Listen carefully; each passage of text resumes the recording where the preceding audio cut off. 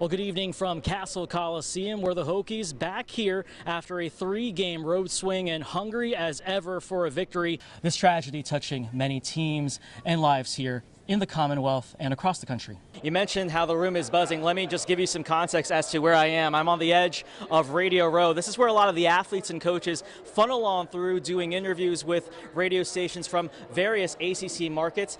The drivers will take what they learned here in testing this week in hopes that it'll pay off when they come back here in late October for the penultimate race of the Cup Series season. The news became official earlier tonight as Hugh Freeze returns to the SEC after 4 seasons at Liberty, the school that hired him after he resigned from the top position at Ole Miss for personal misconduct. And that second chance for Freeze led to plenty of firsts for the Flames. For a guy who has no fear of heights, who's been pole vaulting for basically all his life, to have that happen to you, were you kind of shaken by that experience a lot? Or?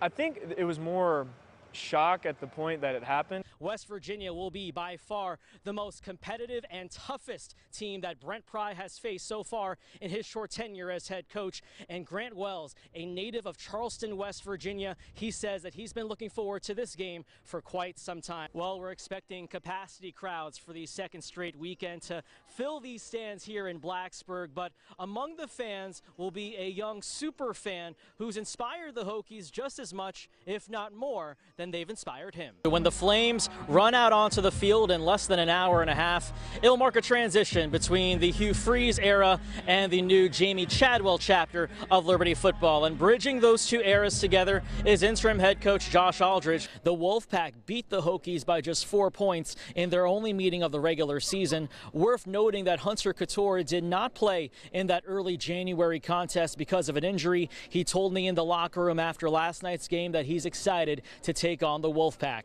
Yeah, well, I'm wearing the shirt and we're talking about it. And, you know, he ordered originally 520 of these and he has sold each and every one of them. He is sold out of these. I guess you could probably say that Justin Fuente literally saved your life.